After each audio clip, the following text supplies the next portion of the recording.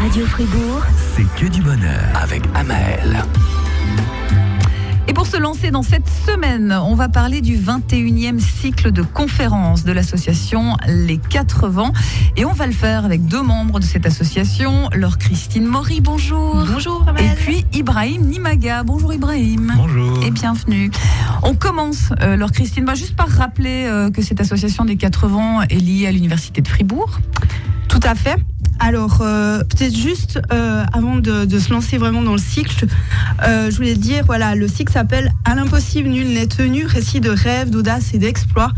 Et puis pour moi, aujourd'hui, l'exploit, ce sera d'arriver à parler à la radio sans être mort de trouille. Mais c'est pas la première fois, comment ça se fait? Non, mais tranquille. On est entre amis avec le thé et puis mais c'est surtout intéressant parce que ça montre aussi que chaque exploit ou chaque rêve est différent pour chacun. Exactement. Et puis justement, l'idée c'est d'avoir invité des personnes qui ont eu en commun d'avoir osé, d'avoir fait preuve d'audace et puis d'optimisme. Donc voilà, d'oser et puis d'aller de l'avant. On aura l'occasion de développer un petit peu cette thématique tout à l'heure. Mais effectivement, l'association, pour bien comprendre ce qui se passe, alors Christine, donc on a dit que c'était lié à l'université. Et puis moi j'aime bien parce que chaque fois que vous nous rappelez un petit peu l'orientation de ces conférences, on utilise ce joli terme de prêt-à-penser. On lutte contre le prêt-à-penser. Lutter contre le prêt-à-penser et puis la fast information.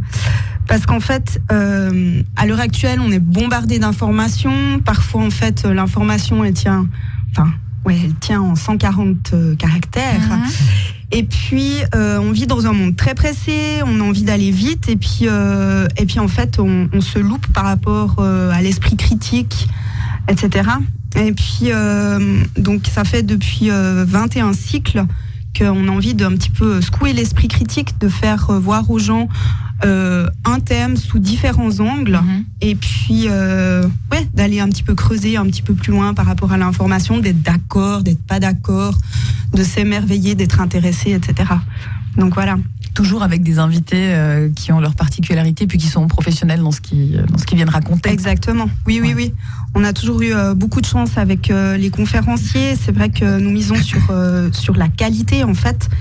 Et puis on a de la chance aussi d'avoir des sponsors et puis des soutiens de qualité. Donc voilà, à commencer par l'université de Fribourg en fait, qui nous offre la possibilité d'avoir des salles à disposition, etc. Et puis de pouvoir accueillir vos invités de manière décente. Et voilà. Ibrahim, vous avez rejoint l'équipe au cycle passé en fait. Oui, ça fait une année que j'ai rejoint l'association et puis du coup on a monté ensemble le cycle sur la migration. Donc c'était à l'automne passé. Et vous l'avez rejoint parce que ce que dit Laure Christine, ça vous parle, parce que toutes ces thématiques vous intéressent, parce que aider les gens aussi à mieux comprendre, ça vous intéresse? Oui, donc j'ai découvert en tant que spectateur sur le cycle sur l'alimentation. Et puis donc voilà, les invités qui étaient là, la façon dont le thème était abordé m'intéressait, m'interpellait, justement soulever des questions. Et puis voir l'envers du décor m'a intéressé, surtout qu'à l'époque ils avaient déjà fait un appel pour rejoindre le comité. Et donc de fil en aiguille, en janvier de l'année passée, j'ai rejoint le comité. Puis du coup on a pris du plaisir à faire ce cycle ces cycles, parce que c'est le deuxième en ce qui me concerne. Alors c'est les 2 plus courageux qui viennent toujours à la radio, mais le reste de l'équipe, ils sont où? Ils pensent très fort à nous. Ils pensent très fort à nous et puis on peut les saluer puis les remercier pour tout le travail qu'ils ont fait, parce que un petit coup de pub, moi j'encourage en fait les auditeurs et tous les gens qui sont intéressés par nos conférences à aller visiter notre nouveau site internet qui a été entièrement reconstruit grâce à Ilse, et puis c'est son compagnon qui a fait les photos. On a un magnifique flyer, Samael, vous en parliez tout à l'heure. Avec un très joli graphisme. Pardon ? Avec un très joli graphisme. Exactement. Et puis donc là c'est Julia qui a aussi énormément travaillé par rapport à ça. Et puis après c'est vrai qu'on est tout un team avec Alex, Camilla, Tracy et puis voilà. Et puis en fait on se rejoint les mardis soirs pour discuter de la construction d'un cycle dans la joie et la bonne humeur. Et puis c'est pas parce que c'est soutenu par l'université de Fribourg que c'est pour les universitaires uniquement, on est d'accord? Alors tout à fait. Et d'ailleurs c'est une mission qu'on a vraiment envie de poursuivre, c'est de créer des pont entre l'université et la cité, en fait, et puis de vraiment sortir du milieu strictement académique. On a envie d'interpeller parce que finalement, l'esprit critique, il ne se construit pas seulement dans les écoles, mais il se construit au sein de la famille, entre potes, etc. Et on se fait challenger à tous les niveaux, tout le temps. Et puis voilà, donc vraiment poursuivre cette mission de construire l'esprit critique et puis notre connaissance. Alors dire aussi que tous les rendez-vous de ce cycle auront lieu à la Kinderstube. Exactement. Et puis d'ailleurs, pour la petite anecdote, le cycle passé, on s'était déplacé directement dans les locaux de Miséricorde. Et puis pour rejoindre la question que vous posiez tout à l'heure avec à qui est-ce que c'est réservé, on a eu des feedbacks de certaines personnes qui disaient mais venir écouter une conférence à l'université, ça fait bizarre. Donc là, on retourne direct. Oui. Ça faisait très salle ça faisait très scolaire. On était vraiment dans un auditoire, alors qui est quand même resté très accueillant. On avait de l'espace aussi pour faire les apéritifs. Mais là, c'est retour à la Kinderstube, qui fait partie de l'université, il faut vraiment le noter, mais qui a un côté peut-être un petit peu plus familial, chaleureux. Chaleureux, ouais. Pour ceux qui ne savent pas, c'est à côté de la bibliothèque municipale, sur la rue de l'hôpital numéro 4. Et puis, vous verrez, c'est à l'étage, on est sous les combles, sous les toits.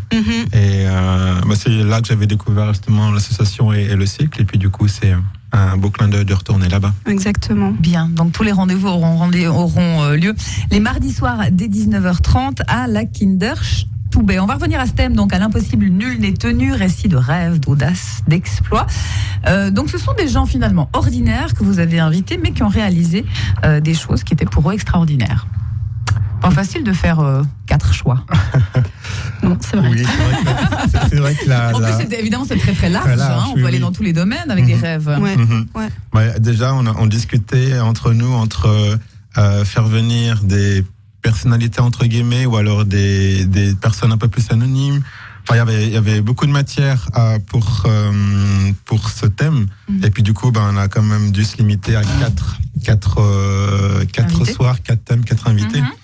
Et du coup, de fil en aiguille, au fur et à mesure des discussions, donc on est arrivé à ce cycle. Je ne sais pas si on présente maintenant les grandes lignes ou plus tard. On peut. J'aimerais juste relever cette phrase de Mark Twain qui est sur votre flyer. Ils ne savaient pas que c'était impossible, alors ils l'ont fait. Mais j'aimerais juste parler un petit peu de ça. J'imagine qu'évidemment, quand vous avez choisi cette thématique, vous avez aussi réfléchi à ça finalement, à pourquoi certains d'entre nous réalisent leurs rêves avec plus ou moins de facilité. Pourquoi pour d'autres c'est complètement illusoire et inaccessible. C'est le genre de questions que vous vous êtes posées, que vous avez envie que les gens se posent. Tout à fait. Oui. Ouais. Qu'est-ce qui fait qu'on arrive à trouver de l'énergie pour aller de l'avant? Qu'est-ce qui fait que tout à coup on a, je sais pas, par exemple dans la création, qu'on a la bonne idée? Qu'est-ce qui s'est passé avant d'avoir la bonne idée? Et puis, qu'est-ce qui fait, par exemple, pour la première conférence, Yoraim t'en parlera après, mais qu'est-ce qui fait qu'à un jeune âge, on se lance dans cette entreprise-là, par exemple? Et puis, le plafond de verre. On va y aller finalement, parce que ça va nous permettre aussi de papoter un petit peu autour de ces sujets. Donc, Laure Christine, elle parle de jeunes qui se lancent comme ça dans un défi. En l'occurrence, la politique pour le premier rendez-vous, Ibrahim, puisqu'on recevra les Benjamins du Conseil national. Voilà.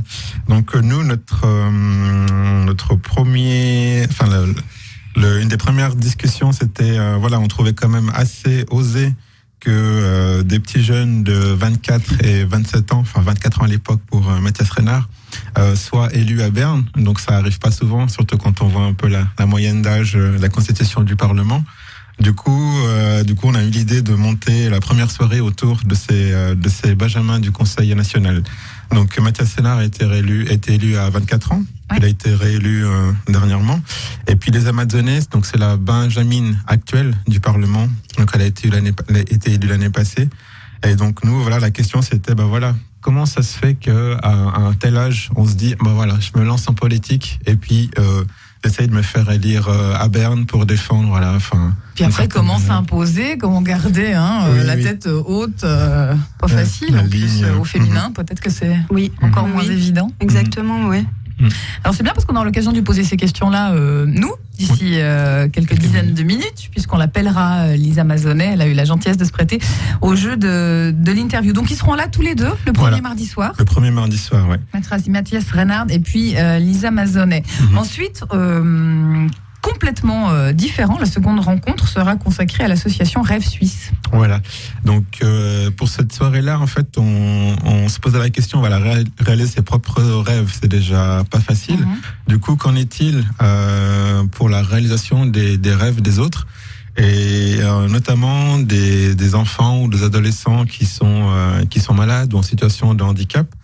Et donc l'association Rêve Suisse, depuis plusieurs années, donc réalise le rêve de ces enfants-là. Et puis la question, c'était comment ils s'y prennent, comment ils sélectionnent les rêves, comment ils les filtrent, comment ils font. Et puis surtout, quel est le bénéfice pour ces enfants ou ces adolescents? Les rêveurs. Pour les rêveurs, quel est le bénéfice pour les rêveurs? Ouais. Donc aussi, histoire un peu de rappeler que si c'est possible pour les autres, c'est aussi possible pour nous, peut-être. Ouais. C'est marrant parce que vous avez commencé votre phrase, Ibrahim, en disant c'est déjà pas facile pour nous de réaliser nos rêves, mais alors les réaliser pour les autres. Moi, je me suis posé la question inverse. Tiens, est-ce que c'est plus facile finalement d'aider à réaliser les rêves des autres que de prendre la responsabilité de ses propres rêves et puis d'y aller? Enfin, c'est une question en l'air, évidemment. On l'imposera alors. On la garde. Ce qu'on voit aussi souvent dans les rêves de ces jeunes qui malheureusement sont malades ou sont porteurs d'un handicap, c'est que dans cette société, on se trompe souvent. On voudrait beaucoup avoir. On pense que le rêve, c'est d'avoir au lieu d'être. Mais chez ces jeunes, c'est souvent être. C'est souvent à travers quelque chose ou à travers faire quelque chose. C'est souvent des rencontres, c'est souvent des expériences, un voyage. Réaliser. Exactement. C'est réaliser quelque chose, ouais. C'est pas une nouvelle console ou une nouvelle voiture. Donc il y a aussi cet aspect-là qui est intéressant. D'ailleurs, si je peux te couper, pardon. Du coup, lors de cette soirée, il y aura donc une personne, une fribourgeoise, qui a vu son rêve réalisé grâce à l'association. Du coup, ça sera l'occasion d'avoir un témoignage concret pour appuyer en fait le thème de cette soirée. Gwendoline, elle s'appelle. Oui, et l'association, je le rappelle, s'appelle Rêve Suisse. Et eux, on les rencontrera le mardi 2 mai à partir de 19h30 à la Kinderstube. Moi, je vous propose tout de suite de faire une petite pause musicale avant de découvrir la suite du programme et puis d'appeler encore un petit peu plus tard Lisa Mazzonnet. Et la pause, c'est avec Bob Marley, s'il vous plaît. Radio Fribourg, c'est que du bonheur avec Amael. Et nous nous retrouvons là en compagnie de Laure Christine Maury et Ibrahim Nimaga qui font partie de l'association Les 4 Vents qui présente donc ce printemps le 21e cycle de conférences. Le thème « À l'impossible, nul n'est tenu ». On parle de récits de rêves, d'audace, d'exploit. Et puis, Laure Christine, avec vous, on peut signaler, c'est vrai, que c'est le 21e cycle, mais c'est aussi les 10 ans de l'association cette année. Tout à fait. Alors, l'association avait été créée par David Lamka. En fait, quand il était en Argentine, il avait fait une année d'échange avec l'Uni, il avait découvert les 4 vents. Alors, je vais vous éviter de le dire en espagnol. Et puis, quand il est revenu en Suisse, il a poursuivi en fait cette idée de se dire on prend un thème, on l'analyse sous différentes optiques en fait. Ouais. Et puis voilà, donc 2007, 2017, ça fait 10 ans. Aujourd'hui, on est en train de lancer le 21e cycle, parce qu'il fut un temps où il y avait 4 cycles par année, ce qui représentait un travail de titan, oui, exactement. Maintenant, on a un petit peu réduit la voilure, on est à 1-2 cycles par année. Voilà. Ouais. Toujours avec autant de plaisir. Bien, et un peu moins de stress, voilà, peut-être, effectivement. Dire aussi, Laure Christine, que dans l'équipe, tout le monde est bénévole, et puis vos invités viennent aussi bénévolement présenter leurs conférences. Ça fait vraiment partie de la philosophie de la chose. Exactement. C'est vraiment de garder cette idée que le savoir, la connaissance, l'esprit critique, c'est là, ça peut être offert grâce à l'expertise des conférenciers, etc. Et puis l'équipe des 4 vents, donc que vous découvrez sur notre site internet, on travaille de manière bénévole. On n'a pas on a des petites subventions, notamment grâce à l'AGEF. Et puis on a des soutiens, des sponsors dont on parlera après. Très bien. Alors, on donne la parole à Ibrahim cette fois-ci pour continuer de présenter les conférences. Donc, je rappelle juste que le mardi 25 avril, ce sera la première conférence avec les Benjamins du Conseil national, Lisa Mazonet qu'on entendra tout à l'heure, et puis Mathias Reynard. Ensuite, le mardi 2 mai, Rêve Suisse, l'association, on les appelle aussi les confectionneurs de rêves. Ils réalisent les rêves d'enfants malades ou porteurs d'un handicap. Et puis, la troisième rencontre, alors Ibrahim, ce sera pour le mardi 9 mai avec Catherine Riva.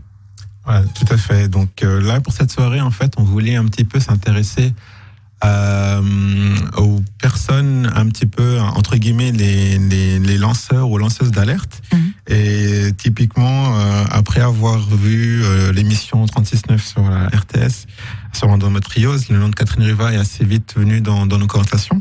Et du coup, donc elle a très gentiment accepté de venir le 9 mai nous parler de son travail.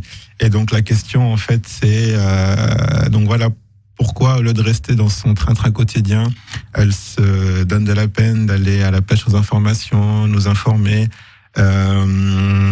etc. Enfin tout le travail qu'il y a derrière pour nous permettre en fait de nous forger une opinion et puis de se faire notre propre avis après derrière. Donc on parle de journalisme d'investigation, j'imagine qu'elle prend des risques aussi puisqu'elle va fouiner un peu dans les rouages du milieu pharmaceutique et médical. Hein. Voilà. On sait que ça recèle quelques secrets bien gardés probablement. Bref, elle met les doigts dans des choses qui sont pas simples. Et malgré tout, elle y arrive et c'est un peu ça le message quoi. Qu'on veut faire passer. Et là, effectivement, est-ce qu'on peut parler de rêve ou est-ce qu'on parle plutôt de mission, de vocation, de vouloir mettre en lumière aussi tous ces dysfonctionnements? Oui, là, c'est plutôt vraiment le côté audacieux, et quelque part. Oser aller dans la direction où personne ne veut regarder, aller à la page d'information. Enfin, voilà, faire un travail vraiment assez remarquable de journaliste d'investigation. Après, voilà, proposer l'information aux gens, puis après, les gens font ce qu'ils veulent. Mais là, c'est vraiment le côté audacieux qu'on veut mettre en avant. Mais là, on revient, alors Christine, à la présentation tout à l'heure du boulot de votre association qui est de vouloir permettre aux gens de penser plus loin, de penser par eux-mêmes, d'aller plus loin que ce qu'on leur donne finalement exactement, d'aller à manger. Creuser l'info, en fait. D'aller fossoyer l'information. Quelle formule! Bravo la formule! Alors, Catherine Riva, elle sera là donc le mardi 9 mai, puis la dernière rencontre. Alors nous, c'est quelqu'un qu'on connaît bien ici à la radio parce qu'il est venu souvent nous parler de ses aventures et de son yak, son vélo. C'est Claude Marthaler. Voilà, oui, donc pour clore le cycle, donc le mardi 16 mai, donc Claude Marthaler viendra donc parler de ses explorations à vélo. Donc voilà, c'est pour le côté un peu voyage, notamment il a fait un voyage qui lui a pris 7 ans. À travers le monde et donc voilà, la question c'est voilà comment c'est devenu à l'esprit déjà d'une, comment il s'y est pris durant cette année pour vivre de sa passion et puis comment il fait aujourd'hui parce qu'il continue à vivre de sa passion. Du coup, je pense que ça implique des choix, mais il viendra en parler. Ça fait gentiment 40 ans qu'il est sur son vélo, je crois. Possible. 35-40 ans, parce qu'il a commencé très tôt finalement à pédaler. Il partage ses expériences à travers ses écrits. Ouais. Du coup, ses livres sont disponibles ce soir-là si vous voulez vous les procurer ou les faire dédicacer. Mais c'est une personnalité assez original. C'est aussi un grand rêveur. Et puis, ce qui est intéressant chez lui, c'est qu'effectivement, il y a des livres qui racontent vraiment ses voyages, ce qu'il voit dans les pays, les gens qu'il rencontre. Et puis, le dernier petit livre qu'il a écrit, alors là, c'est vraiment une introspection. Parce que finalement, il est à la recherche des gens, mais il est surtout à la recherche de lui-même. Ouais. Et puis il se trouve par petits bouts sur son vélo, puis il partage ça à travers des réflexions qu'il fait pendant ses voyages. Effectivement, c'est un personnage très intéressant. Donc, qu'on pourra rencontrer le mardi 16 mai, toujours à 19h30, à la Kinderstube. Voilà, je crois que tout est dit. Et puis après, les conférences, évidemment. Alors, l'idée, c'est que les gens puissent poser des questions, discuter. Ça va même parfois plus loin avec un petit apéro. Clairement, oui. Clairement. Ouais. Donc, il y a la partie, donc à 19h30, la partie conférence. Et puis, donc vers 20h45, 21h, il y a toujours un apéro, de manière à ce que les gens puissent approcher les conférenciers, conférencières de manière un peu informelle, ou continuer la discussion entre eux.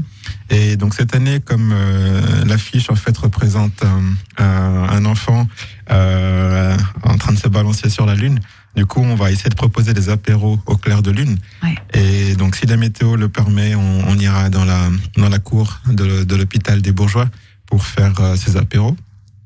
Donc voilà, une petite ambiance. Et si c'est plein, il faut faire attention parce que Laure Christine, comme ça, fait des incantations. C'est juste, hein, c'est ce qu'on m'a dit.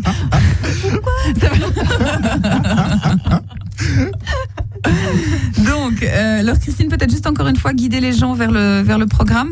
Oui, alors déjà avant tout notre site internet www.les4vents.ch.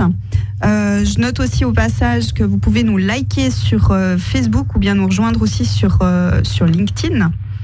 Et puis voilà, est-ce que je relève encore, je refais les conférences, donc il y a les 4 conférences, ça commence mardi prochain le 25 avril à 19h30 à la Kinderstube. Ouais. Et puis les 4 mardis vont se suivre. Absolument. Et puis on va lancer la musique, on va écouter Mathieu Chédid avec Ondes sensuelles. Et puis pendant ce temps, on va appeler Lisa Mazonet qui va nous parler de la conférence qui sera donnée donc mardi le 25 avril, si vous êtes d'accord. Oui. Voilà. Radio Fribourg, c'est que du bonheur avec Amael. Dernière partie de cette émission concernant donc le 21e cycle de conférences de l'association Les 4 Vents. La thématique « À l'impossible, nul n'est tenu », récit de rêves, d'audace, d'exploits. La première conférence, c'est le mardi 25 avril. Et l'équipe de Fribourg recevra les Benjamins du Conseil national, à savoir Lisa Mazonet et puis Mathias Reynard. Lisa Mazonet, on a le plaisir, la chance de pouvoir l'atteindre quelques instants par téléphone ce matin. Bonjour à vous, Lisa Mazonet. Bonjour. Vous allez bien ? Ça va bien, merci. Bon, on se posait la question de ne pas écorcher votre nom de famille. On dit Mazonet ? Madzone, ça va aussi. Madzone, ok. Alors on fera juste pour la suite. À l'italienne. Ouais, c'est ça. Alors, Lisa Madzone, vous êtes vice-présidente des Verts Suisses et puis donc en 2015, vous avez été élue au Conseil national. On discutait un petit peu de ça tout à l'heure, effectivement, avec Ibrahim, avec Laure Christine, à savoir comment ça commence une aventure comme ça. La politique, d'après vous, c'est quelque chose qu'on a dans le sang. C'était très clair pour vous? Non, moi je pense que la politique c'est une expérience sociale, c'est-à-dire qu'on est confronté à des situations qui nous incitent à agir ou à pas rester justement dans une position d'observateur. Et puis ça se construit évidemment, on n'arrive pas du jour au lendemain au Conseil national. Et ensuite, si je prends mon cas personnel, j'ai grandi dans une famille qui était très sensible, notamment aux questions de société et en particulier à l'environnement ou à la tournure que prend notre développement pour notre planète. Et c'est clair que j'étais sensibilisée, mais je pense que j'ai aussi été sensibilisée, par exemple, quand j'étais à l'école autour de 17 ans et qu'on étudiait dans les cours de géo des situations particulières de populations soumises à telle ou telle épreuve. Et j'ai l'impression que c'est tout ça qui construit une envie d'agir. Dans votre famille, ça veut dire aussi qu'on vous écoutait, qu'on vous laissait de la place, qu'on laissait de la place à vos idées, à votre jugement. Vous étiez encouragé dans ce sens-là, j'imagine. Oui, je pense qu'on était une famille qui parlait beaucoup, donc qui échangeait sur non seulement sur ce qui se passait dans nos vies, mais au-delà sur ce qui se passait dans le monde. Et puis c'est vrai qu'il y a des espaces de discussion comme ça assez importants, et ça a probablement aussi aidé à ce que je formule mes propres idées ou mes propres opinions. Quand vous avez 18 ans, vous fondez le Parlement des jeunes de Versoix, c'est de là que vous venez en fait. Exactement, ouais. C'est là le premier pas. Ouais. Et puis, dans votre cœur et dans vos souvenirs, ça représente quoi, 2006, le Parlement des jeunes de Versoix? C'était vraiment le début? Oui, c'était le début, même si j'avais déjà vécu des expériences d'engagement, par exemple à l'école, donc au collège, pour des jeunes voix, donc entre 16 et 18, 19. Mais c'est vrai que ce que ça représente, c'est la première fois où, de mon propre chef, j'entreprends quelque chose et donc je réunis mes amis, puis on dit on va faire un parlement des jeunes, on fait une assemblée constitutive et puis ensuite on a monté des projets, que ça allait d'un festival de musique, d'événements, d'animation dans notre commune, à une revendication par exemple pour avoir un prolongement de la ligne de Noctambus, donc des bus de nuit. Donc tout à coup on s'est rendu compte aussi que si on a envie de se mobiliser, il y a certaines choses qui deviennent possibles. Ouais. Et tant qu'on l'avait pas formulé, oui, c'était impossible parce que de toute façon on n'avait rien commencé on n'avait pas fait le début de la moindre des démarches. Et c'est chaque succès qui vous a amené un pas plus loin vers un jour le Parlement? C'est relatif. Aussi peut-être des défaites qui poussent en avant. Voilà. Mais non, effectivement, après moi j'ai été engagée dans l'associatif, donc je travaillais pour l'association Pro Vélo Genève. Et là on revendiquait des améliorations très concrètes pour les cyclistes au quotidien. Et puis c'est vrai que là on voyait qu'en négociant, qu'en discutant, qu'en revendiquant simplement le simple fait de formuler, de revendiquer certaines choses, et ça permettait d'avancer, on obtenait des choses. Et ça, c'est vrai que quand on se rend compte, quand on le vit vraiment, que le fait de s'engager, ça a un impact. C'est jamais vain. De toute façon, c'est jamais, ça tombe jamais à plat. C'est vrai que ça incite à avancer, puis à s'engager encore, et puis à entreprendre de nouvelles choses. Et puis, pas à pas, on arrive effectivement, dans mon cas, effectivement, au Conseil national. Ouais. Alors, Lisa Madson, avoir des idées, les défendre, c'est une chose, mais j'aimerais que vous nous parliez un petit peu de l'aspect public aussi de votre vie, parce qu'on devient aussi un personnage public. Il faut savoir s'exprimer, il faut savoir prendre des revers, il faut pouvoir répondre rapidement, se défendre. Tout ça, c'est aussi un apprentissage ou c'est quelque chose qui est assez aussi inné chez vous? Bon, moi, je crois pas tellement en l'inné. Okay. Je pense que de toute façon, tout est acquis. Et puis, ce qui est certain, c'est que je dirais l'expression, le fait de pouvoir tenir tête à certaines carrures, c'est quelque chose dont on fait l'expérience et puis on le fait. Alors certainement que moi j'avais peut-être une facilité ou que ça s'est développé assez vite, mais ça fait quand même une dizaine d'années que je suis dans ce milieu et que voilà, que je m'exerce, si on veut, à cet aspect public de l'engagement. Et je pense qu'à force, oui, c'est quelque chose qui vient, qui prend. Alors moi, j'ai aussi du plaisir. Ça, je pense que c'est aussi une composante importante. C'est que j'ai aussi un certain plaisir à représenter des idées, et pas seulement à avoir et à formuler des idées, mais aussi à les représenter et prendre la parole en public et justement intervenir dans des médias comme aujourd'hui. Et je pense que cet aspect plaisir, il joue aussi un rôle parce que du coup, j'y mets du cœur. C'est quoi les avantages d'être l'une des Benjamines au Conseil national? Alors, y a-t-il des avantages? Non, alors, ce qui est sûr, c'est qu'il y a des défis, dans la mesure où on doit, disons, d'autant plus faire preuve de sa crédibilité ou de sa légitimité à être là, en particulier quand on est une jeune femme, parce que ça, c'est quand même une composante qui est importante. Après, l'avantage évident que je vois, c'est que j'ai pu prononcer le discours d'introduction à la nouvelle législature. Donc voilà, c'était une façon d'apparaître dès le début, de se faire un nom, parce qu'on est 200, c'est pas simple de se faire connaître. Et donc là, tout le monde a dû m'écouter, qu'il le veuille ou non. Et c'est vrai que du coup, c'est un accès direct à beaucoup de gens, parce que tout le monde se souvient que j'ai fait le discours, et puis ils sont venus me parler ou m'ont abordé dans ce cadre-là. Et puis oui, ça donne une grande visibilité, mais après, les attentes sont aussi importantes. Alors, dans la jeunesse, il y a aussi bien sûr la fraîcheur et puis la motivation, l'envie de changer les choses. Tout à l'heure, vous avez dit, Lisa Madson, que finalement, c'était jamais vain, une discussion, une idée, mais vous n'avez pas l'impression des fois que voilà, qu'il y a un peu cette lourdeur aussi des plus âgés ou des gens qui n'ont pas envie de forcément changer les choses. Ça vous freine parfois ? Alors certainement que je la ressens, cette lourdeur, ou aussi le poids de la machine, parce que c'est un grand rouage, et puis il faut réussir à le mettre en branle puis le faire avancer, puis ça c'est pas forcément évident. Et je dois vous dire, surtout dans cette législature, parce que si on fait un tout petit peu de politique, la composante du Parlement a aussi un rôle, et j'assiste aussi à des envies de retourner en arrière.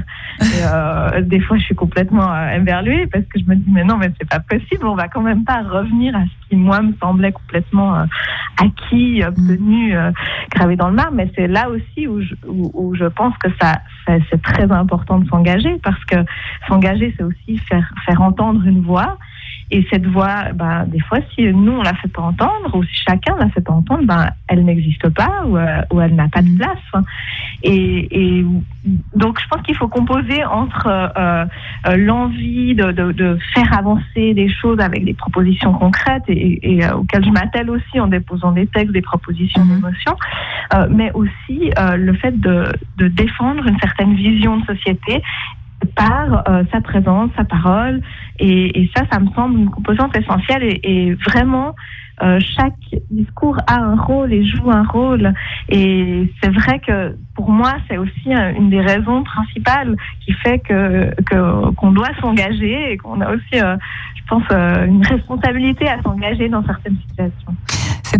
C'est très intéressant, c'est très motivant de vous entendre aussi. Alors la suite de cette discussion, ou une nouvelle discussion, aura lieu quand vous serez à Fribourg le 25 avril. J'ai Laure Christine avec moi et puis Ibrahim. Est-ce que vous avez envie de réagir ou de dire quelque chose à Lisa ? Alors, avant tout, merci de vous engager la semaine prochaine, mais de vous être engagé ce matin par téléphone.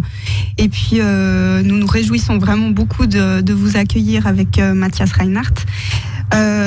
Pendant votre téléphone, je secouais la tête parce qu'il y a beaucoup de choses qui font écho chez moi, et puis qui font écho justement par rapport aux 80. Vous parlez d'avoir du plaisir, de vous engager, de pouvoir tenir tête, faire entendre une voix en fait. S'engager pour. Et puis j'ai été aussi touchée quand vous dites l'inné, c'est quelque chose, mais vous pensez vous que tout peut s'acquérir. Donc on parle d'acquisition, d'expérience, etc. Puis je pense que c'est vraiment aussi un discours à transmettre aux jeunes, mais aussi aux moins jeunes, parce que autour de moi j'ai des personnes qui me félicitent, ou qui félicitent les 80 par rapport à ce que nous faisons à notre échelle. Et puis moi j'ai envie de rétorquer, engagez-vous en venant nous écouter, ou en visitant notre site, en nous likant, etc. Et puis voilà, oui. Alors un engagement, on peut le faire à différentes échelles. Mais c'est vrai que cette question d'acquisition, ce que je trouve intéressant en Suisse, c'est qu'on est dans une politique de milice. Et alors, ce qu'offre en tout cas la politique de milice, c'est un accès à tout le monde à la politique. Alors, pas forcément au Conseil national, mais à la politique à un niveau plus local, ou dans une association, mais qui va avoir une implication politique. Tout à fait. Et ça, c'est vraiment aussi une chance dont il faut se saisir, à mon avis. Et c'est vrai que là, je vous rejoins complètement dans cette idée, quand on nous dit mais bravo, c'est bien ce que vous faites. On a tellement envie de dire oui, c'est bien, mais je le ferai bien avec vous aussi. Oui.